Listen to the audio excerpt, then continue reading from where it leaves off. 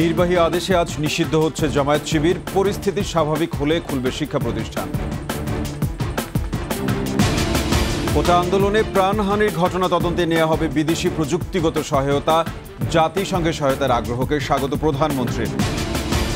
10 দিনের সরকারি 8টি ওয়েবসাইটে সাইবার হামলা, ভিপিএন ব্যবহারে বাড়ছে ঝুঁকি। সারা দেশে পুলিশ আনসারের 313 স্থাপনায় আগুন ভাঙচুর, নিহত 4, 1,500-এরও বেশি সদস্য আহত।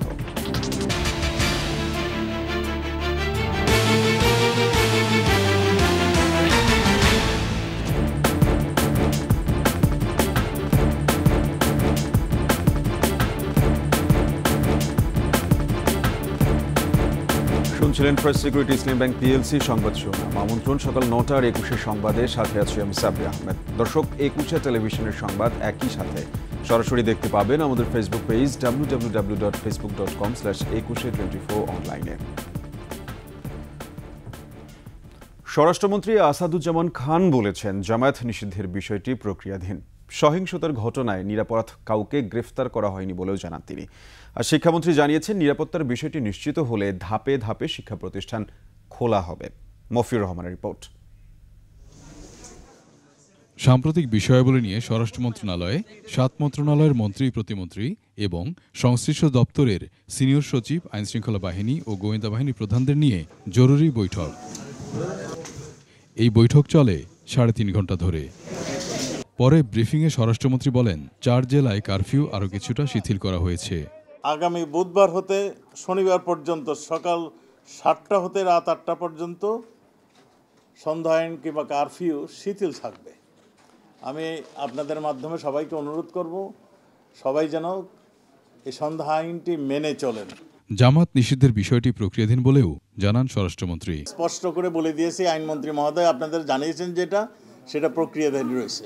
সহিংসতার ঘটনায় তদন্ত কমিটির সদস্য 1 থেকে বাড়িয়ে 3 করা হয়েছে বলে জানান আইনমন্ত্রী। তদন্ত কমিশনের এখন একজনই সদস্য, আমরা সেটাকে 3 জনে করার সিদ্ধান্ত খুব শিগগিরই হয়তো নিতে পারি। শিক্ষামন্ত্রী বলেন, পরিস্থিতি স্বাভাবিক হলে পর্যায়ক্রমে শিক্ষা প্রতিষ্ঠান খোলা হবে এবং জননিরাপত্তার বিষয়টি বিবেচনায় নিয়ে আমরা সকল কর্তৃপক্ষের সাথে আলোচনা করে ধাপে ধাপে অবশ্যই আমরা শিক্ষা প্রতিষ্ঠানগুলো খুলতে চাই।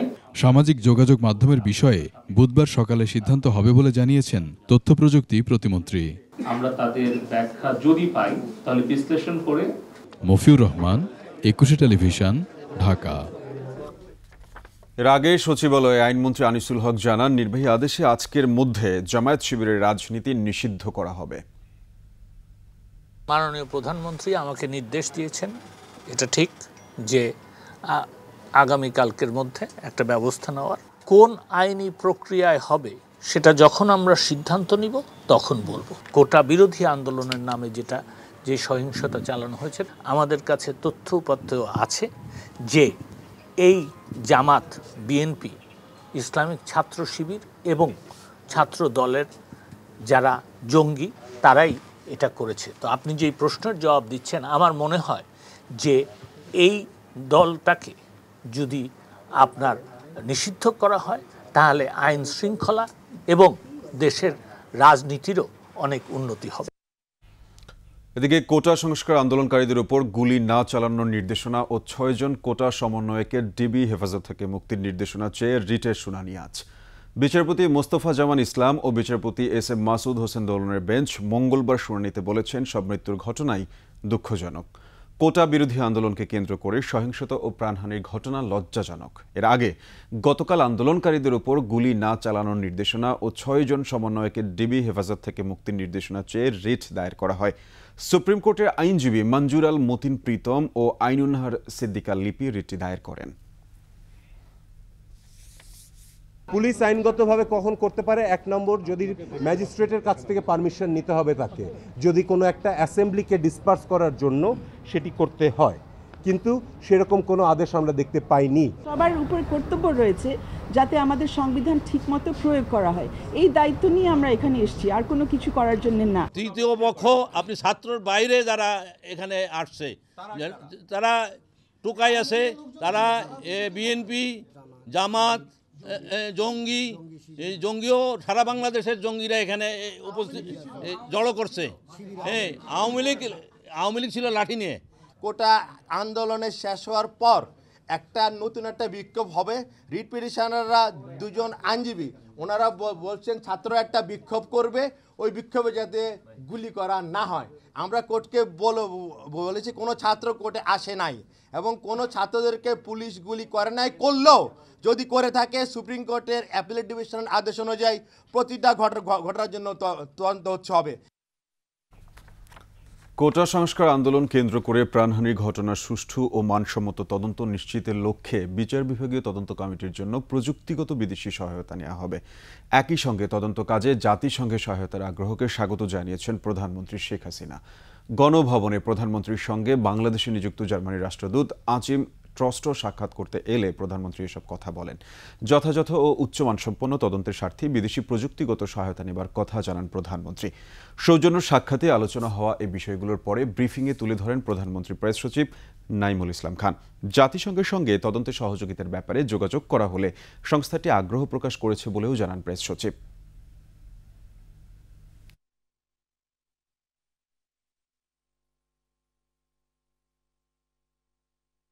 মাননীয় প্রধানমন্ত্রী সকল ঘটনার তদন্ত করার জন্য যে বিচার বিভাগীয় কমিটি করেছেন, জাতিসংঘ প্রস্তাব করেছে যে তারা সেখানে কারিগরি সহায়তা দিতেও আগ্রহী। আপনারা সবাই জানেন যে মাননীয় প্রধানমন্ত্রী ইতিমধ্যেই জাতিসংঘের এই অফার গ্রহণ করেছেন।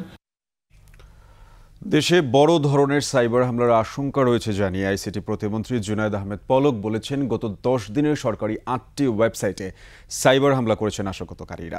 এ অবস্থায় সবচেয়ে বেশি ঝুঁকিতে ব্যাংক, পোশাক, টেলিকম, বিদ্যুৎ ও জ্বালানি খাত। এছাড়া ভিপিএন ব্যবহারের ফলে সাইবার ঝুঁকি আরও বাড়ছে বলে জানান প্রতিমন্ত্রী। শিউলি শবনমের প্রতিবেদন। কোটা আন্দোলনকে কেন্দ্র করে সাম্প্রতিক সহিংসতা ও ধ্বংসযজ্ঞের পর নিরাপদ সাইবার জগৎ তৈরি করতে রাজধানীর আগারগাঁওয়ে আইসিটি টাওয়ারে জরুরি এ বৈঠক। অংশ নেন 35টি কেপিআই এর প্রতিনিধিরা। বৈঠক শেষে গোয়েন্দা তথ্যের ভিত্তিতে প্রতিমন্ত্রী জানান, একটি সাইবার অপরাধী চক্র রাষ্ট্রের ক্ষতি করার চেষ্টা করে যাচ্ছে। রপ্তানিমুখী শিল্পসহ সরকারি বেসরকারি বিভিন্ন প্রতিষ্ঠান সাইবার হামলার ঝুঁকিতে আছে। গুরুত্বপূর্ণ যেগুলো খাত, এগুলো প্রত্যেককেই আমরা সতর্ক করেছি যে এই ধরনের ফিজিক্যাল আক্রমণ যেরকম হচ্ছে হামলা, এর সাথে সাইবার আক্রমণও হচ্ছে এবং আরও বড় আকারে শক্তিশালী আক্রমণ হতে পারে। গত 10 দিনে সরকারের 8টি ওয়েবসাইটে 50,000-এর বেশি সাইবার হামলা হয়েছে জানিয়ে প্রতিমন্ত্রী বলেন, 70টি শিক্ষা প্রতিষ্ঠানও শিকার হয়েছে। তবে কোনো অর্থ বা তথ্য চুরি হয়নি। কোনো ওয়েবসাইট হ্যাক হয়নি, যেটা ডিএনএস সিস্টেম যেটা বলে সেটাকে আসলে ডাইভার্ট করে কেউ যখন ওই ওয়েবসাইটে ব্রাউজ করতে গিয়েছে তখন তাকে ওখান থেকে ডাইভার্ট করে অন্য একটা সাইটে গিয়ে সেটা শুধু ফ্রন্ট পেজটা দেখানো হয়েছে যে এই ওয়েবসাইটটি হ্যাক হয়েছে। বাংলাদেশ ব্যাংকের ওয়েবসাইট হ্যাক হয়নি। বৈঠকে সাইবার হামলা এড়াতে ভিপিএন ও লাইসেন্সবিহীন পাইরেটেড সফটওয়্যার ব্যবহার না করতে প্রতিষ্ঠান সহ সবাইকে সতর্ক করা হয়। স্বল্প জনবল দিয়েও কিভাবে তাদের নক সফট সার্ট আমরা গঠন করে দিতে পারি সেজন্য আমরা সহযোগিতা করব। শিউলি শবনম, 21 টেলিভিশন, ঢাকা। কোটা সংস্কার আন্দোলন ঘিরে নাশকতায় সম্পদ ও জীবনহানির পরও মনোবল অটুট রেখেই দায়িত্ব পালন করছে আইন শৃঙ্খলা রক্ষাকারী বাহিনী।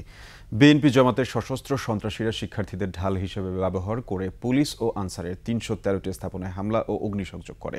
এতে পুলিশের 3 ও আনসারের 1 সদস্য নিহত হন। আহত হন পুলিশ, র্যাব, বিজিবি ও আনসারের 1381 জন সদস্য। আহমেদ বাবুকে সঙ্গে নিয়ে আরও জানাচ্ছেন দীপু শিকদার।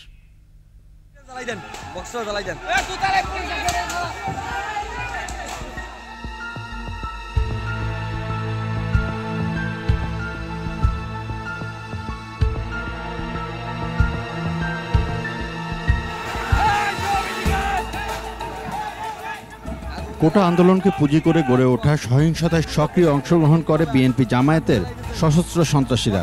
দফায় দফায় দেশ জুড়ে চলে হামলা, অগ্নিসংযোগ আর লুটপাট।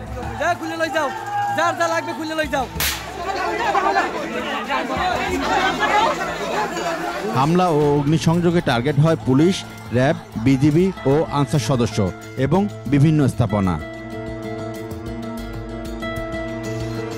পুলিশের সাজোয়া যান, আর্মার্ড পার্সোনেল ক্যারিয়ার সহ 4 বাহিনীর বিভিন্ন ধরনের 300টি গাড়ি ভাঙচুর ও অগ্নিসংযোগ করে বিএনপি জামায়াতের সন্ত্রাসীরা।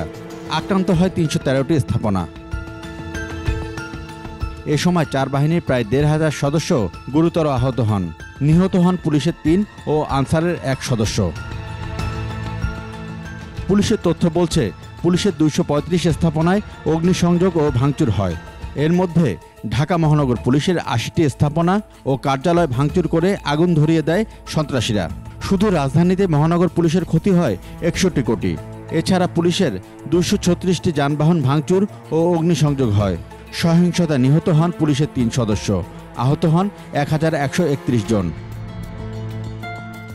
তথ্য অনুযায়ী আনসার ও গ্রাম প্রতিরক্ষা বাহিনী সারা দেশে 78 স্থাপনা ভাঙচুর ও অগ্নিসংযোগ হয়। এর মধ্যে ঢাকায় আক্রান্ত হয় 30টি স্থাপনা। ভাঙচুর ও অগ্নিসংযোগের সময় রাজধানীর মতিঝিলে নিহত হন 1 আনসার সদস্য, আহত হন 98 জন। র্যাব ও বিজিবি স্থাপনায় কোনো হামলা না হলেও নাশকতাকারীদের হামলায় র্যাবের শতাধিক সদস্য আহত হন।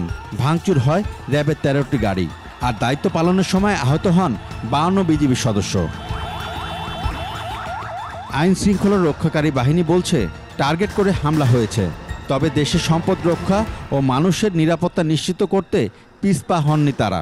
পুলিশকে অন্যতম টার্গেট করে কিন্তু পুলিশ স্থাপনা এবং পুলিশের যানবাহন এবং পুলিশ সদস্যদের উপর কিন্তু নারকীয় তাণ্ডব চালানো হয়েছে। প্রথম বুলেটটি যারা ছুঁড়েছিল মুক্তিযুদ্ধের সময়, সেই বাহিনী কিন্তু দেশের যে কোনো সংকটে সংঘাতে কিন্তু এত সহজে দমে যাওয়ার নয়। কোনো অপরাধীরা নারকীয় তাণ্ডব চালানোর চেষ্টা করে, যে অরাজকতার চেষ্টা করে, তার বিরুদ্ধে অতীতেও যেমন বাংলাদেশ পুলিশ বুক চিতিয়ে দাঁড়িয়েছে, ভবিষ্যতেও কিন্তু বাংলাদেশ পুলিশের সদস্যরা কিন্তু এই ধরনের অপশক্তিকে রোধ করার জন্য কিন্তু বাংলাদেশ পুলিশ বুক চিতিয়ে দাঁড়াবে। আমাদের মনোবল অটুট রয়েছে, আমাদের যে সাহস সেটি অটুট রয়েছে। মনোবল ধরে রেখেই দায়িত্ব পালন করা হচ্ছে বলছে র্যাব।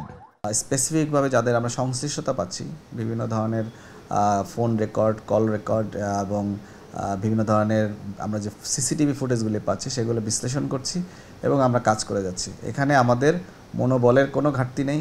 আমরা অত্যন্ত কঠোর মনোবল নিয়ে আমরা আমাদের কাজ করে যাচ্ছি। আইন শৃঙ্খলা রক্ষাকারী বাহিনীর উপর হামলার ঘটনায় ক্ষয়ক্ষতির পরিমাণ নির্ধারণে কাজ চলছে বলে জানান এই কর্মকর্তা। দীপু শিকদার, 21 টেলিভিশন, ঢাকা। খুলনায় কোটা সংস্কার আন্দোলনের সব কর্মসূচি প্রত্যাহার করেছে বৈষম্য বিরোধী ছাত্র আন্দোলনের সমন্বয়করা। মঙ্গলবার রাতে খুলনা সার্কিট হাউসে জনপ্রতিনিধি, পুলিশ ও প্রশাসনের সঙ্গে সমন্বয়কদের বৈঠক হয়। পরে কোটা সংস্কার আন্দোলনের খুলনা বিশ্ববিদ্যালয়ের সমন্বয়ক তানভীর আহমেদ এবং আজম খান কমার্স কলেজের সমন্বয়ক শেখ রাফসান জনি কর্মসূচি প্রত্যাহার ঘোষণা দেন। আন্দোলন ভিন্ন খাতে প্রবাহিত হতে পারে এমন শঙ্কায় কর্মসূচি প্রত্যাহার করা হয়েছে বলে জানান তারা। সহিংসতায় যারা মারা গেছেন তাদের ব্যাপারে নিরপেক্ষ তদন্ত করে ব্যবস্থা নেওয়ার দাবিও জানান তারা।